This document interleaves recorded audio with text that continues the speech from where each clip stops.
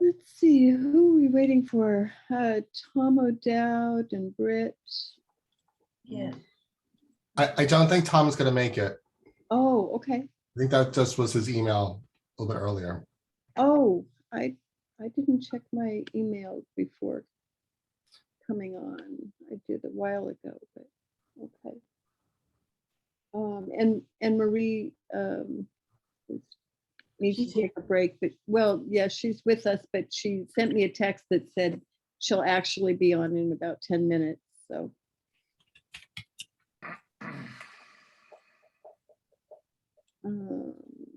Well, Lynn, how many do we need to actually start the meeting? Or we can start the meeting. We can start the meeting. We just can't vote anything on anything without a quorum, and we don't need to worry about that right now. We can save voting on the minutes till the end. So I say the meeting has begun. May I say that? We'll save the minutes. And we can go straight to our guest, Jeff. I don't know if Jacob is here also, but It would just be me tonight. No, it's just me. okay, you want to introduce yourself and tell us what you're doing with Sure. with community energy, community. I'm have to. Yeah, the community choice aggregation program is what we're going to talk about, I think, tonight for the most part. Yeah, thank you. Good. Yeah, so I am Jeff Demansky. I am a lifelong New Yorker down here in Beacon, New York. Was actually born and raised in the Hudson Valley. Went to the SUNY Environmental Science and Forestry School decades and decades ago, and I've been working consistently as an environmental professional and kind of a transition about halfway through my career to a sustainability professional, helping organizations do sound sustainability planning and pursuing projects and developing programs in sustainability.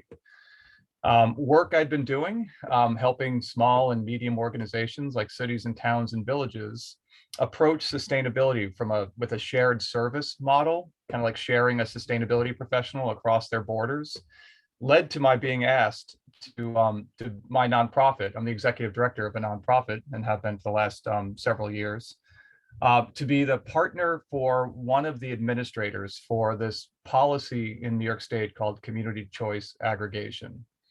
I have some slides in backup, but I'm just going to leave them off right now. We'll just kind of have a conversation, and I'll be glad to bring them up to clarify points or maybe bring up some pictures that might help.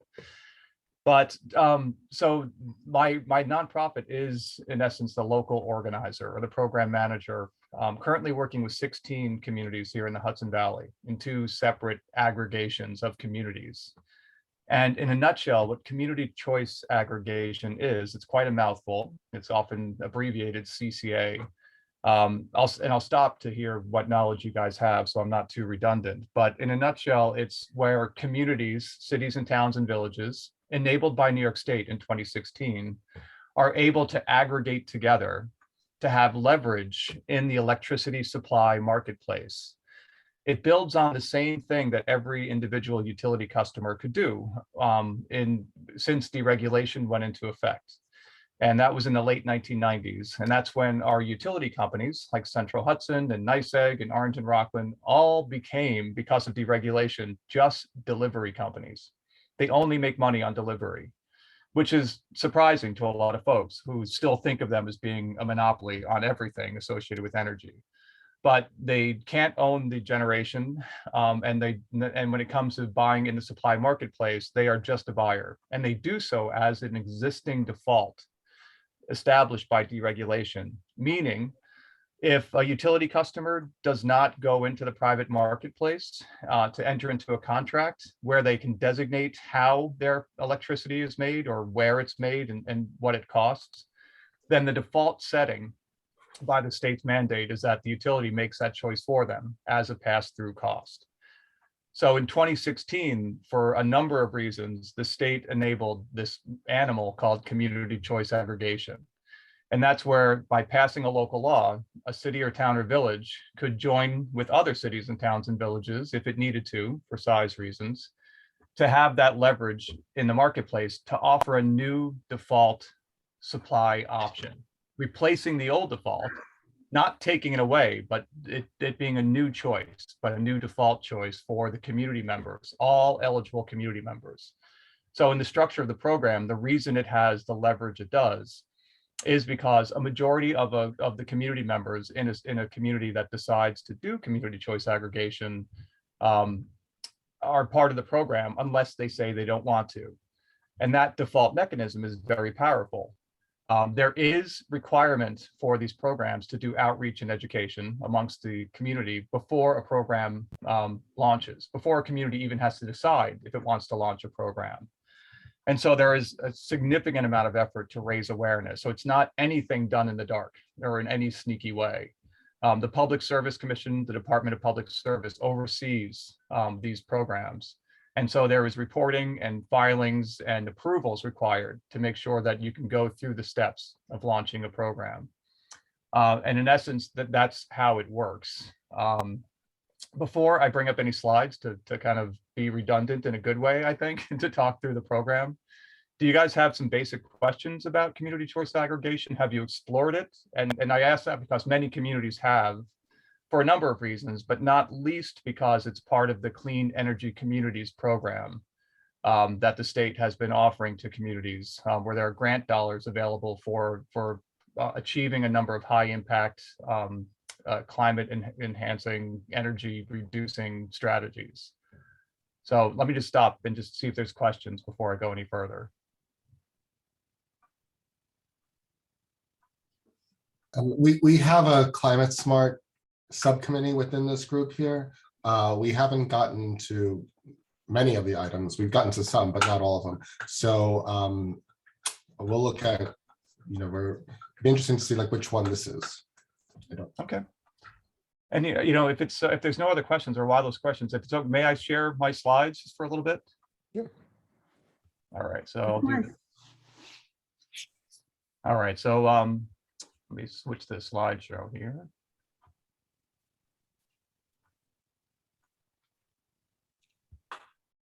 Okay, so there's the wonky term, community choice aggregation with its abbreviation. There's the name of my nonprofit. Forgive the date there. I got it correct, 3/1/2022. And so this is the long description, just emphasizing that CCA is a policy. And these are the three reasons on the left why a community, why it was enabled by the state and why a community would pursue it. And the idea is that this buying club is the potential to save money for consumers. So that the rate that can be obtained through this buying club for my organization and the organization I'm partnered with, it's for 100% renewable sourcing from New York State. And it can be a win-win scenario where the leverage that can be obtained through this platform, people can pay less for 100% renewable sourced power than they would otherwise for predominantly non-renewable power. So a win-win in that regard, without any contract, without any restrictions. So it does, and the state enabled it, and it does support the state's goals of putting more renewables onto the New York State grid.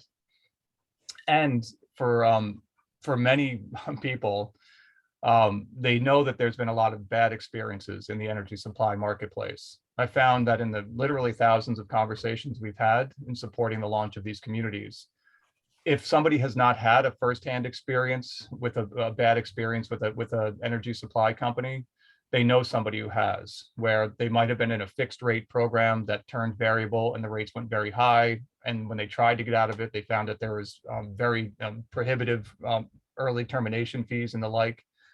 This is something that a municipality does on behalf of its community members as a public benefit.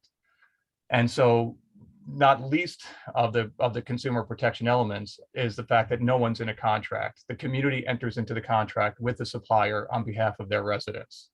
So it is really like a public swimming pool membership given for free without any restrictions, and people can get in or get out at will without any cost penalties. We're often asked by communities, well, if these are strategies that individual community members can do on their own in the private marketplace, why should we be involved in it? Why should we interject ourselves and create this additional choice option, especially on an opt-out basis where they have to take action to not be part of the program? One, which is not on the slide, just to reemphasize the point that a CCA program choice, the new supply choice, replaces an existing opt-out. It replaces the opt-out, the state mandate that the utility makes a choice established by deregulation. So it really is just adding a choice, but switching the default from one default to another default. But the other two reasons are shown in the box on the right. And reemphasizes the last point about why the state did this, but there are numerous ways that consumers are protected through these programs. They're protected from bad actors. Basically, the municipality, in partnership with an administrator that they would pick to administer the program, vets the opportunities and basically handcuffs suppliers to be good actors on behalf of their community members. I'm sorry, I still don't understand. So why does a municipality have to be involved? Why not just go direct to the residents and small businesses? Well, that's available right now.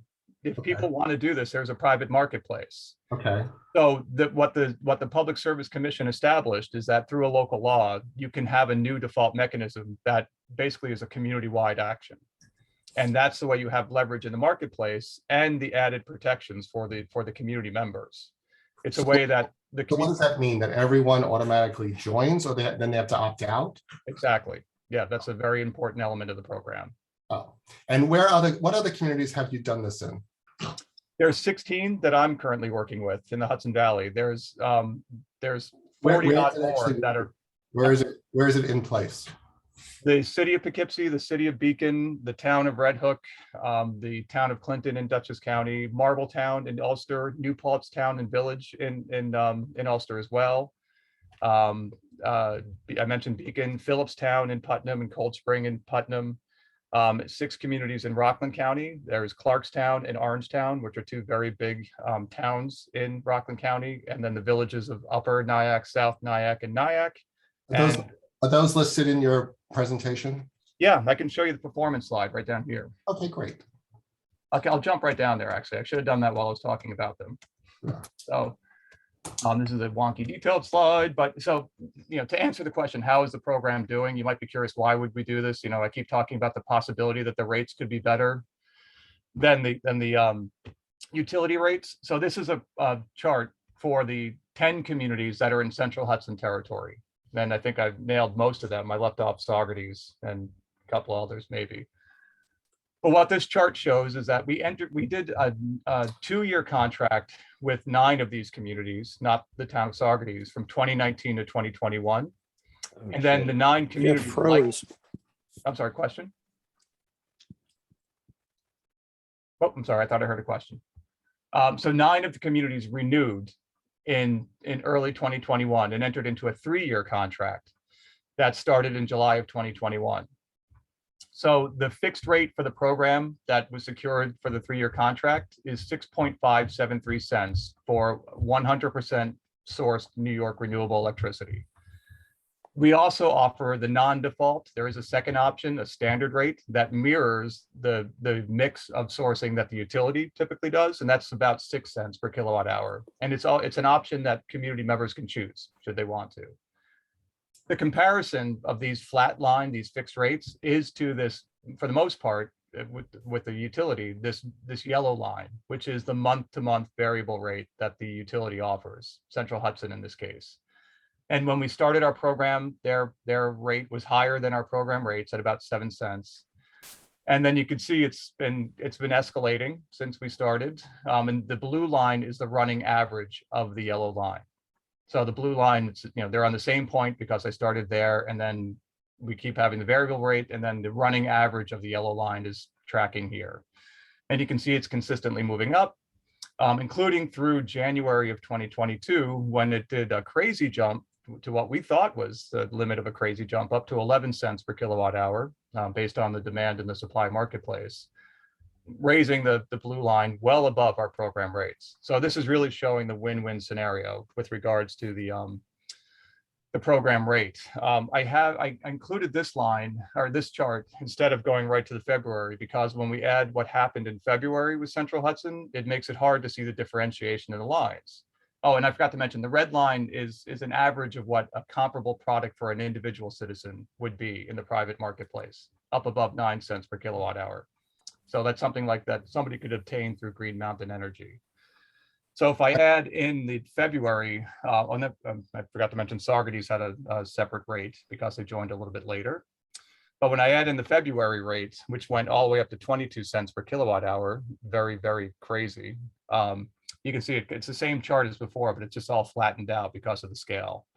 So this is the same chart as before, just adding in the February rate. So the performance of the program is excellent in terms of delivering the win-win scenario. And there's a contract that we have to sign, or no?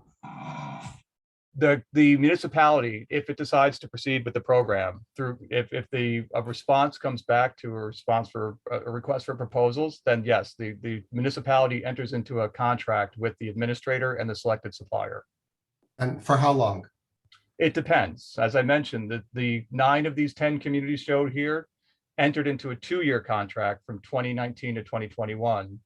And then they all renewed. We went out to bid early in 2021 for a new fixed rate, the green line and the purple line, and that's for 3 years fixed. So these lines are flat for 3 years, all the way through June of 2024.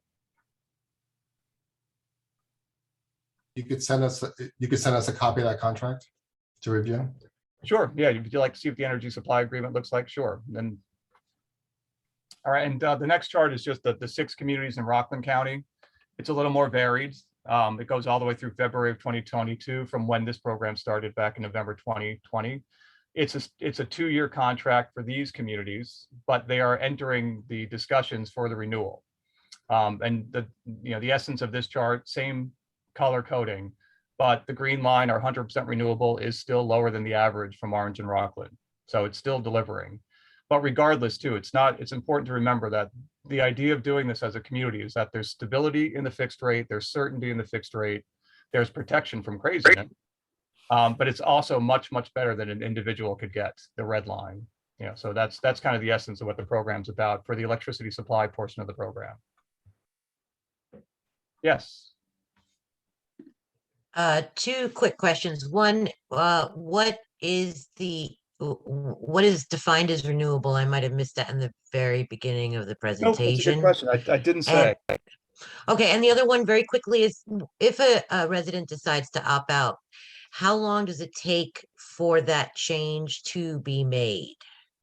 Because that's one of the things that I have found when we've done this. It's 3 months later after I've asked for a change in my contract status, I still have the same supplier, and it turns out that because it's on a quarterly basis oftentimes. So I'm just wondering if it works the same way here. It's quicker. I think that's the benefit of doing it in partnership. It's about a billing cycle, as we tell people. It's certainly no more than 2 billing cycles, depending on when it was requested, but it's commonly about 1 billing cycle. So about 30 days. And anybody could opt out at any time, and they can opt back in too. And it takes about the same amount of time. So people have complete flexibility. And for us, renewables is currently just solar, wind, or certified hydropower. And predominantly it's been hydropower to date, but there are more utility scale solar plants coming on for CCA. But more excitingly, the offshore wind that's more than in development, now in progress, that's going to be the most dominant form of power for New York State, including for these CCA programs while they exist. So Jeff, I'm just want to understand, obviously you don't own all of these sources, I don't think, of renewable generation. you broker I'm trying to understand what your company does. Sure. No, it's a little head spinning too when you hear about all the numbers of players that are involved to make this Right. beautiful symbiotic relationship work. And you'd be like, how does this work? So the players involved in what I call the partnership program. And when you look at Rockland Community Power, and if you go to rocklandcommunitypower.com, that's the partnership website. It is a partnership. And if we're talking about Hudson Valley Community Power, that's another partnership program. It's not an entity. It's not a company. This is a partnership that we've named. The Mhm. partnership consists of, and get ready for this, it's all of the partner communities that are in contract with, and I'll go down here, an administrator. And I'll show you the steps, the processes for going from the first step to a launched program that the municipality would have to go through. We'll come back to that, which step number 2 is picking an administrator. So all of those communities that are in the partnership all picked an administrator. And Jewel Community Power is a private company based in Westchester. They are a state-approved administrator. They had to file an implementation plan to do so with the Public Service Commission. So they're an administrator. And Jewel picked my nonprofit to be a local program manager for programs here in the Hudson Valley.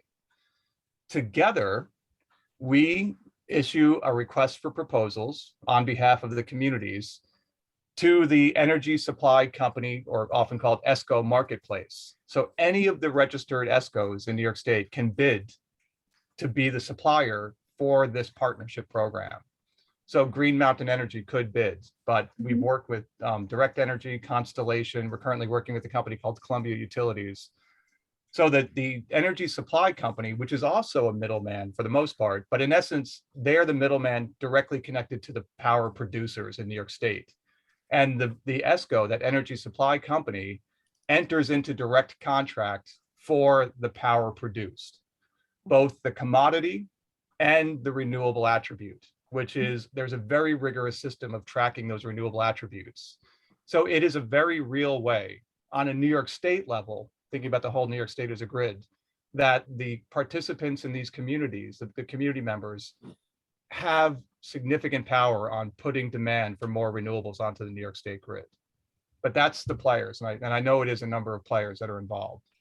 And just to be clear, this is like one particular configuration under the CCA program, and there's lots of other particular people who could also do this, not just Hudson Valley Energy and Jewel Community Power, right? Correct. There are currently 3 other approved administrators in the state. There's a company called Good Energy that's also working statewide.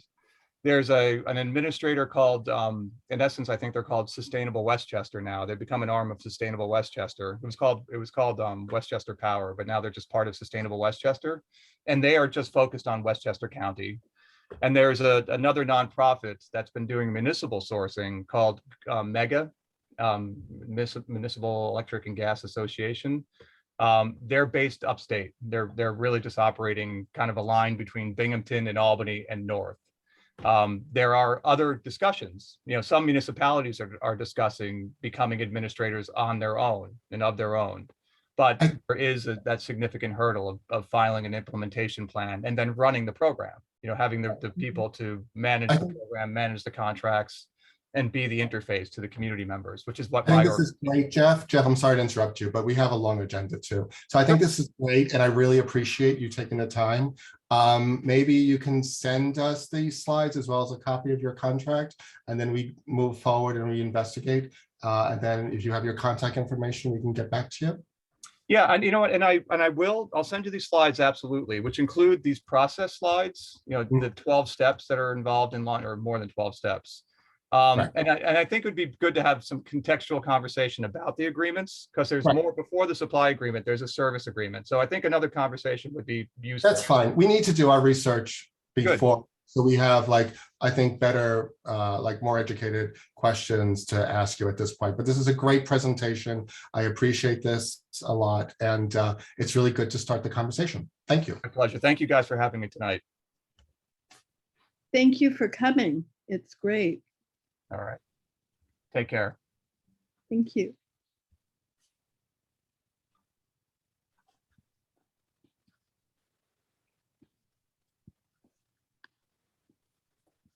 Okay, so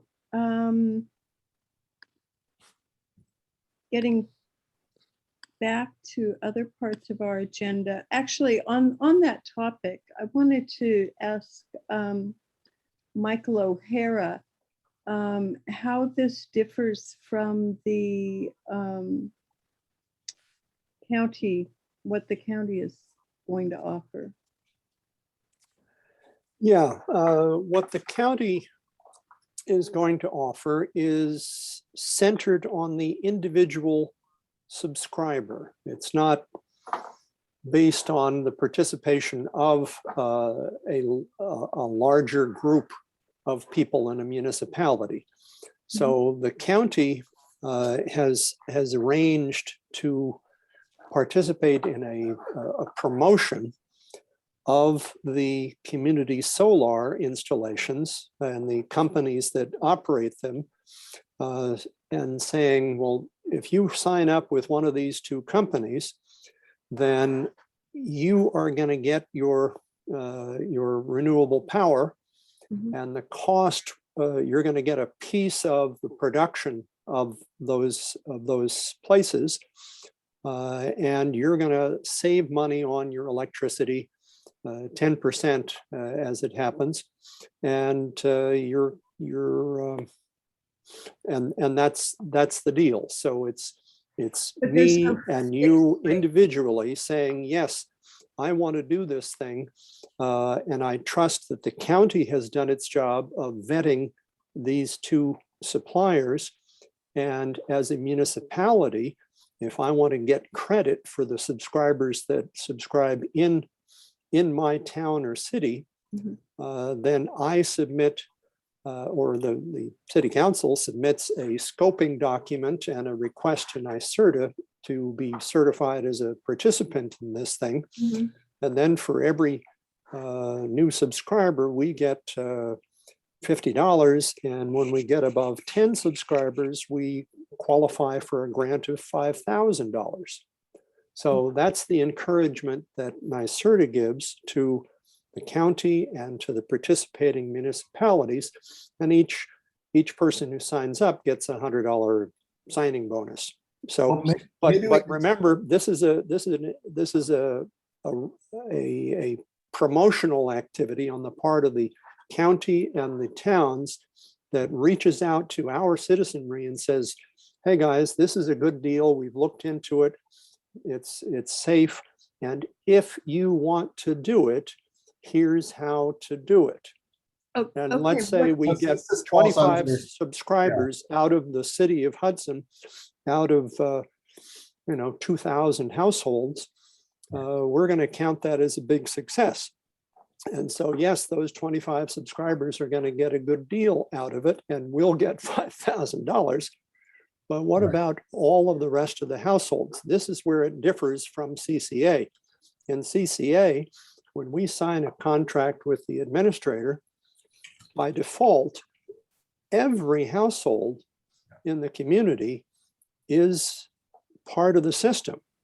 And the idea of the collective buying power of all of those 2,500 households is brought to bear in the negotiations with the actual energy suppliers on what price we're going to get as our collective to go forward in the pricing here. So it Right. includes The fixed rate everybody is unless they pretty- say they don't want to. And because of that collective buying power, it can accomplish a lower price than would be possible with individual subscriptions. Right. So, this is part of the Climate Smart. So maybe we can take this and the Climate Smart subcommittee, and then we can come back with a recommendation for the CAC. He's going to send us the slides. He's going to send us the contract. We can go out, we can come back and maybe, by next meeting say, do we recommend this or not? And do some research. But let's move on, Hillary. Yeah, so I'm willing, okay, so Mike's on, you're on that committee. So we could all, talk, and so is Nathan. So we could talk about this offline and then come back. Well, it is a topic that I'm also interested in. I thought that it was appropriate, since we just had a presentation on one version of it, to get a little bit of a a understanding of how it's different from what the county might be offering. So Britt, would you like to tell us about the meeting that you had or we had with the city? Yeah, we had an incredibly fruitful meeting with Mayor Johnson, Michael Hoffman, and Tom, and then Rich and Hillary were there where we discussed our Parks Department, and we have wonderful news to report that a Parks Department of sorts will be started within DPW. So we're really excited that there will be a Parks Director-like role and possibly a second staff member joining, hopefully DPW, to carry forth stewardship of Hudson's parks and open space. And our task right now is to get a precedent job description from similar municipalities to share with Michael and Mayor Johnson so they can help draft a job posting and hire the right candidates. Any comments or questions from the community? We couldn't be more excited. We're going to get a Parks Department-esque in Hudson. Do you envision that as the final state of this, or is it something that might evolve into, and is there a reason to make it something separate? I sort of dream big, but I think this is a really fantastic first start. And I think it's a good way to sort of troubleshoot what will work and what won't work to then craft the department into possibly an even bigger role. Right. But I think starting with two people that are really focused on parks, for, you know, that's their 40-hour-a-week job. That's a huge mental shift, time shift, labor shift to focusing on parks. And we'll start to hopefully see some real movement and environmental stewardship from DPW, who just is like a very stretched thin department. You know, Hillary had listed out all the spaces that they're responsible for, and it's extensive. It's a lot. So greatly respect what Rob Perry's been doing, and I think he'll offer great guidance to his two new team members. Sounds good. But one other thing to note is it will be a civil service position. So if anyone's interested in applying for the role, I think there's a fun little exam you can take.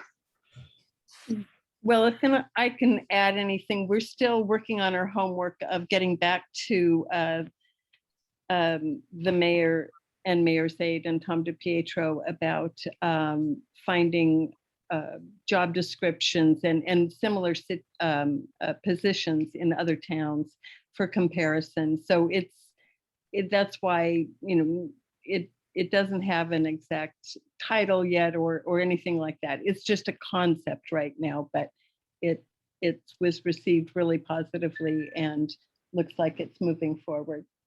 Yeah, and I pulled 4 job descriptions from different cities through the Dutchess County government website. And then I think Hillary's reaching out to someone. I also reached out to someone in Saugerty. So we'll have a couple different options. I got a quick question, Britt. Do you know, how is that budget going to work in terms of, are they going to have a separate budget and will it be pulled out of the existing budget? Because I know there's currently like a budget of what, like 150 for parks? Yeah, I can't speak to the budget. That will be up to the mayor, the council president, the treasurer, and they'll develop the budget. So that we didn't get into the nitty gritty about how it will be funded and if it will have additional funding necessarily, but we did mention that giving the same amount of money to parks and expecting different results would probably not be a huge change. You're not going to have a big delta if it's, you know, it's not just labor and talent, it's also funding. Yeah. And you know, they understood that, and but sure. I think they'll figure out that nitty gritty. But the salaries are not coming out of the existing DPW budget then? No. I can't speak to that. Okay, fine. Yeah. It's just great news. Thank you very much, Britt and Hillary, for everyone for doing it. It also gives us like a main point of contact too, moving forward for all parks related issues. So, and all right, the details still have to be worked out. David, did you want to talk about the working groups that you had sent, that you had brought up? Sure. I mean, we can talk about that briefly unless we want it to be a longer conversation, but just briefly, maybe working groups is the wrong title. I guess when we had that exercise where everybody kind of named the initiatives and areas of interest they wanted to pursue, and it just looked like this big list, I just started thinking to myself whether all these areas of interest, the initiatives and what have you, broke down into categories, because it just seemed like a big, amorphous thing to me. And I was just thinking, so I wasn't thinking about project teams as much as, are there areas of focus that people wanted to be part of, so that we sort of channeled, division of labor and broke down, just broke down into, areas. I mean, for me, for example, I'm really interested in land use. I'm interested, in particularly remaining undeveloped land in the city and how that can be leveraged to the city's benefit as recreation and conservation area. I mean, that's an interest of mine. I would be happy to work on anything that fell into that.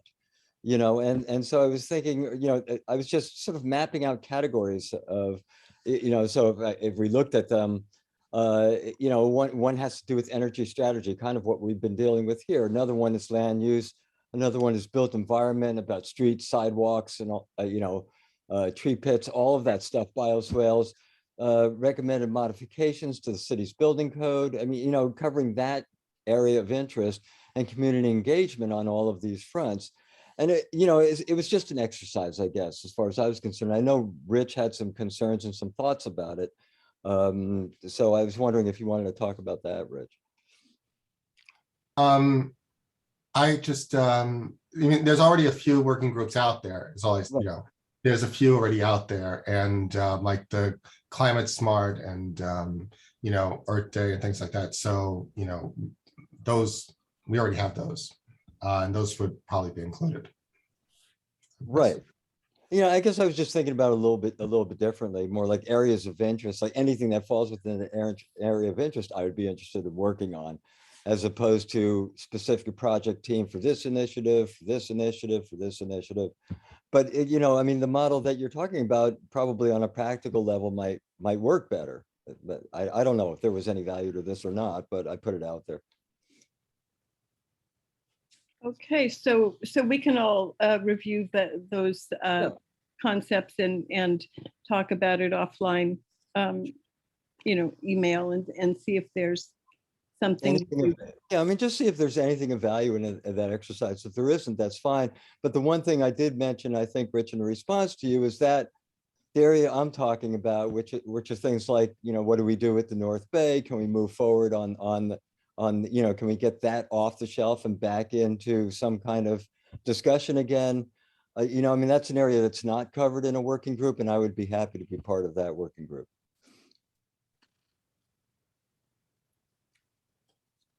Great. Did you have an update on the takeout plastics flyer? Well, I did just before this meeting. I sent out like a visual and verbal draft for everybody. It's not something that needs to be discussed tonight. Okay. It's just mostly before we move, I think, into, started to really focus and refine. I would love to get some feedback from the wider group as to, are we covering the right subjects? Are we saying the right things? Are we missing something? Is there relevant information that should be in there? Is there stuff that we really shouldn't be? Do you know what I mean? Just get a sense from the group of whether this thing works, and if they have any thoughts on. I think largely content is the biggest question. I mean, I feel like it seems good. It still needs some refinement, but I'd love to see, have people weigh in on that. And that can be done by email. It doesn't have to be done, here and now, and it doesn't have to be done formally. I just had one comment. You mentioned a particular like local vendor and with a phone number, like I thought that was awesome. But is there a reason you're not like mentioning any large online vendors? Because you just don't want to, you had said like a general term of like, you know, food supply places will have the products that you're looking for. I kind of, you know, I mean, I think that's a good point, and it's possible that most people are in these businesses know who all those guys are. Okay, And that was what I was just thinking, like give them a link where they can just go, oh, I go here and buy this. That's Yeah. true, but then it also creates more shipping and more pollution, which is kind of antithetical to the whole thing when we have a local supplier. But I mean, but options are nice too. Well, that- I mean, that's a let's good champion point. the local supplier instead of Amazon. Yeah. Yeah, I Um, mean, I thought the right. flyer looked really nice. I did have an idea about how to incentivize it. Maybe if we come up with a little logo or a sticker that we can offer restaurants so they can put in like the front of their window or something, say like we use biodegradable. It's kind of like a little, you know, they can show it off because it is going to cost them more, I maybe. mean, we can even kind of brand it a little bit. Yeah. And it's about the Hudson effort. Yeah, I think that's a Mhm. cool I idea. think that's a great idea. And then there's like a cohesive kind of, as you walk up and down Warren, you start to see which restaurants are doing it and which ones are not. And then it's like, Becomes ooh. kind of a thing. Yeah, okay. Yeah. Yeah, that's good. I like that. David, could you make sure that you loop in Nathan? I got a text from him that he didn't get looped in on that email. Right. Sorry about that, Nathan. I will definitely put it in there. Okay. No worries, thanks. Yeah, of course. Of course. We usually don't have chat on this. I'm like feeling like, oh my gosh, all these things going on, but there's also chat now. Whoa. It's like, uh-oh, Nathan's left out. That's great. I really look forward to, I love Vanessa's idea of doing the sticker thing I for think that's businesses. actually kind of brilliant. I'm happy Yeah, with it. it is. I think the whole branding and making it a thing, a Hudson thing, is very cool. Okay. I just wanted to briefly say, I'm sorry, I'm are we done with that topic? I think so, unless somebody else wants to. I mean, everybody's got a copy of it. If there are other thoughts, you know, as the week progresses, fine, you know, just let me know. Okay. Briefly on the Sidewalk Ad Hoc Committee, I attended the meeting. I believe it was the first Sidewalk Ad Hoc Committee meeting of the year. And this is a new council and there were new members, and the conversation shifted from where it was going toward the end of 2021. And they're rethinking or thinking anew about how to go about getting ADA compliant, safe sidewalks with consistency in Hudson. And I did have some emails with one member of the Common Council and a member of that committee. And I'm going to make sure I send out to the rest of the committee the beautiful presentation that Britt put together about the CAC position on what we hope for happens in sidewalks and new sidewalks. And I'll make sure Nathan and Vanessa, you also get that, because you weren't on the CAC at the time that we, or I should say Britt pulled that together. But these are also documents that we made a presentation to the Historic Preservation, and they were very happy that about the recommendations that the CAC was making on the sidewalks. That said, the sidewalk issue in Hudson is much bigger than just an infrastructure issue. It's all about finances and property ownership and easements and things that are really not in our wheelhouse. And we have to step back from that, but we do have the recommendations that we would make as a CAC from the conservation and environmental perspective. And so I will continue to attend those meetings and of the ad hoc sidewalk committee. and share that information from the CAC. On urban forestry. Hillary, oh, I'm before sorry. you move on, no, just a quick question. So my understanding is that there's a possible shift towards the enforcement rather than a sort of wider community all in.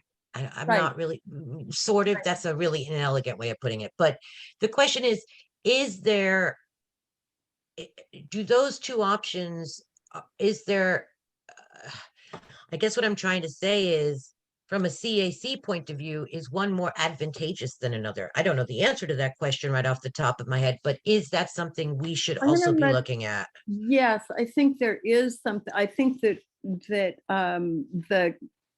the consistent. Britt, do you want to speak to this? Yeah, 100%.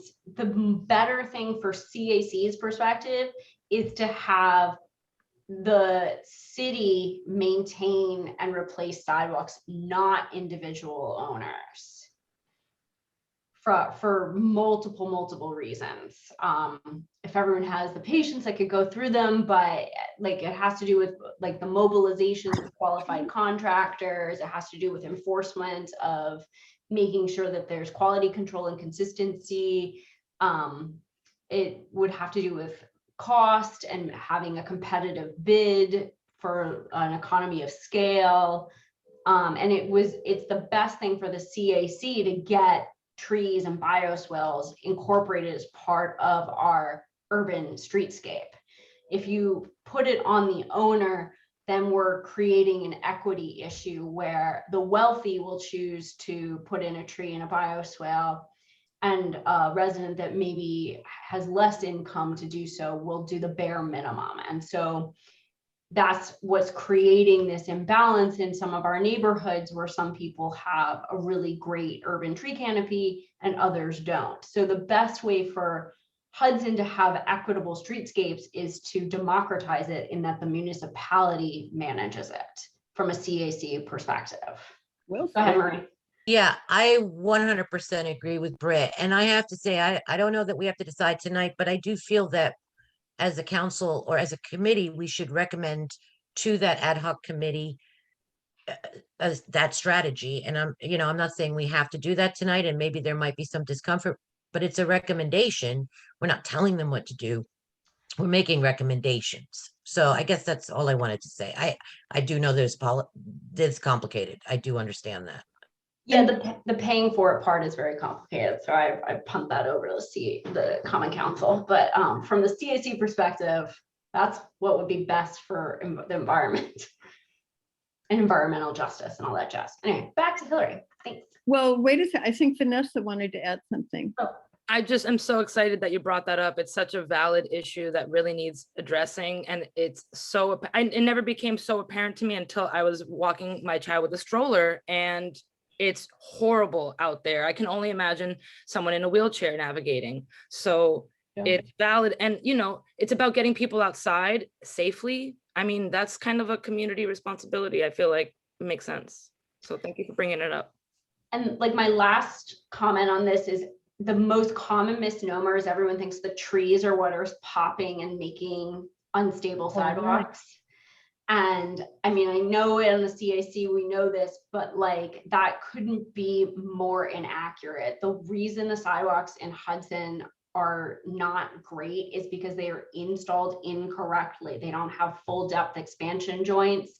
They don't have isolation joints. They don't have welded wire mesh. And a really good example of a really bad sidewalk that has no trees would be one that is on 5th Street between Warren and the alleyway going towards Union. That has no trees. That sidewalk is all popped up. Has nothing to do with the trees, has to do that there's no pins, reinforcement, or correct jointing. So if you could get that quality control under control, I bet we would have more ADA compliant sidewalks. Thank you. Thank you. Next on our agenda is Earth Festival. So Vanessa and Marie, do you want to tell us where that is at this point? Yeah, so Earth Festival, I reached out to a couple members who wanted to be on that subcommittee, and taking a real honest look at our bandwidth, our capacity, and that, you know, life is going to get really busy really soon with the weather. I don't know that a whole festival is maybe within our scope right now. That being said, I'm just gonna put a pin in that for later, right? That's still a seed that's just staying dormant for right now. But, you know, in the meantime, there's other things I think we can do to improve our visibility with the community, do more outreach, hear more, get more voices heard. And I think, you know, I went on a walk with Rich the other day, and he made a really great suggestion of, instead of creating a whole festival ourselves, just, you know, clicking into other, you know, tabling at other festivals. And I think that's really great, instead of reinventing the wheel. That's way more manageable for a volunteer community. And it also would just get us out there enough so that we can, you know, integrate the lessons learned, so that if we do this larger thing, perhaps next year, you know, we'll be better informed. So that's where we're at. It's not a dead issue, but it's, you know, we reconfigured it. I think Just Right. real quick, I wanted to just add what Vanessa was saying. We were talking about like maybe getting a banner. It would be kind of nice to have a banner that we could bring with us to like the farmer's market or Farm and Flea or something like that. Maybe we have one. like the one that is, yes, it's in my office. Oh, wonderful. Well, Yes, excellent. We displayed it last at Arbor Day. Great. So, you know, we can discuss more ideas within that subcommittee, you know, whoever wants to be involved in that. I think it would be really wonderful for all of all the members of the CAC, if possible, you know, with availability, to be able to participate, so we can all kind of take shifts. And it also creates a community for us. We get to work together and get to know each other more. And we're just going to be talking about the environment. So just kind of sounds like a more fun and manageable time. I bet if there's cookies, we'll all be there. Mm-hmm. Rich. And I have a tent. So we have a table, we have tents, we have a banner, we get some literature, we work with And Cornell. cookies. Yeah, and cookies. Done. Yeah, we can just do little activities, you know, information to the public, and, you know, just hold space for people and the environment. I think that's really it. Good. Well, and I love the enthusiasm of the idea of a festival. I think that it's something that could grow from there. Just like we're not getting a parks department overnight, but we might get a parks director and start to grow around that. And I think that it will be really good.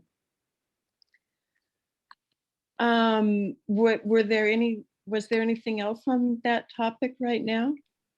I just wanted to highlight the thing that Michael actually left in chat about the county is apparently hosting an Earth Festival. I don't know if you have more info on that, but it seems like that feels like a solution here, right? Like, it's just pile on to the county thing that's already happening. July 16th at the fairgrounds, there's a county. Okay. As I said, we're not used to having chat. So that's right. Okay. Another thing I wanted to bring up, and this is just so that everybody puts on their thinking caps. When Britt and Rich and I were talking with the mayor and mayor's aide and Tom DiPietro the other day, they had been talking with grant writers. And so the homework was just for us to all think about what kinds of things we might want to request the homeowners, I'm sorry, I'm mixing up meetings, the grant writers might pursue. And so just wanted to put that out there, that everybody think about that. And if you have some really great ideas about what direction would be really good to pursue at this time. I think I would still love to see going after a green, green parking lot in Hudson to redo a whole parking lot with green infrastructure. Anybody else? Okay. I just made a list of things that we are keeping on our radar, but we're not necessarily talking about at every meeting. But if anybody has anything to say on topics like LWRP, the comprehensive plan, oh, the workshop at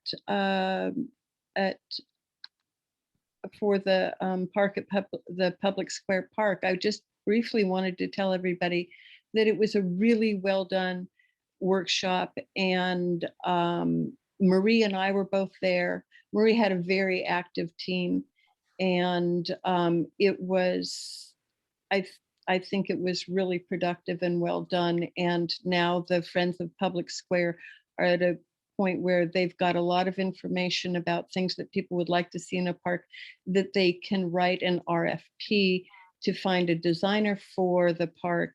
And that designer or design team will be having more public meetings to get more public input on what would happen with the park at 7th Street. So I just wanted everybody to know that was good and well done and well attended. And I don't have any news at this moment about the climate resilience design work for the waterfront park.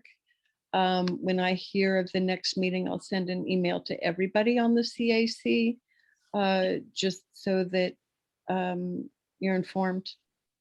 And also what came up at a subcommittee meeting of the climate resilience design for waterfront park, riverfront park, was that the state boat launch will, the state Parks Department did a redesign of the boat launch area.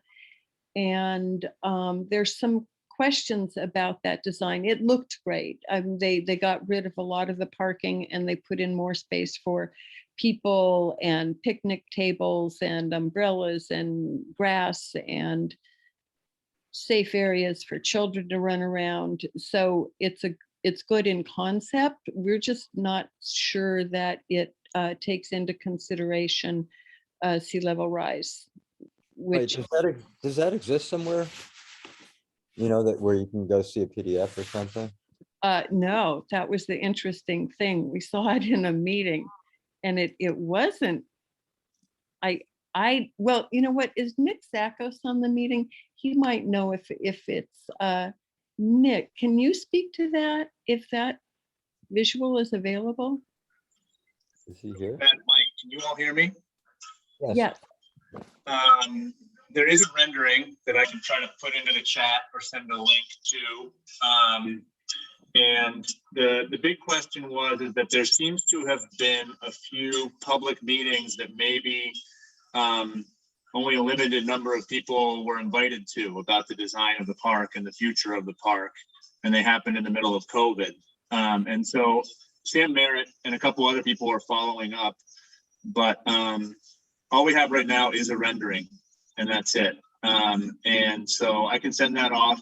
And I know that there's a lot of people after that meeting who were very concerned once they heard that how far along this whole park process was without a lot of public input. So I can send links and maybe try to get some more information and update you all at the next meeting, or email anyone who is interested in knowing more about that. Yeah, I'm super interested. Okay. Thanks, Nick. And you just reminded me, I did take screenshots of that. So I could also send it out to everybody on the CAC. If you prefer, I do that. Sure, that'd be great. Okay. Good. We'll do it. Is there anything else that anybody would like to bring up tonight or?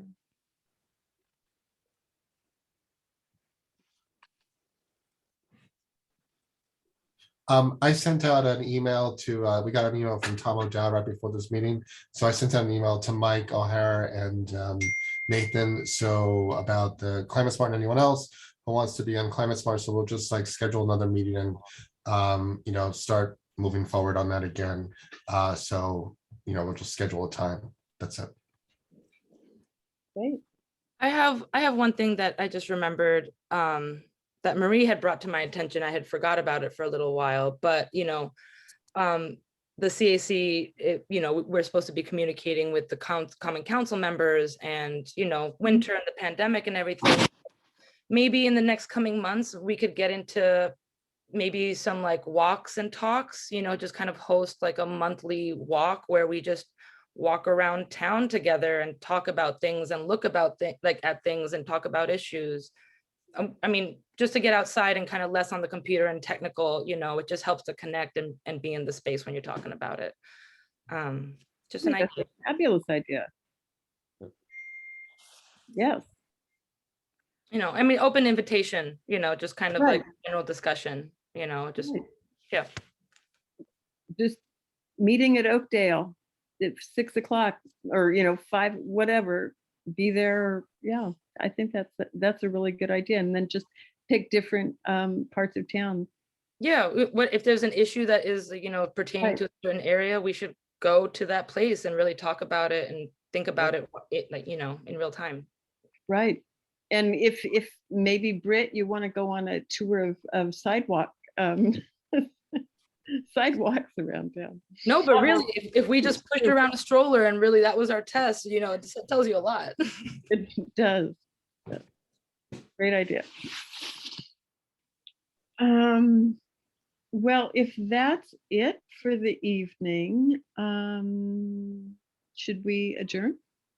Sure. Do I have a motion? Motion to adjourn. Anybody else? I'll second that. Okay. Do we all say aye?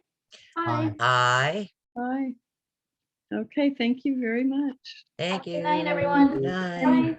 Linda, thank you for taking notes. Bye, Linda. Thank you, Thank Linda. you.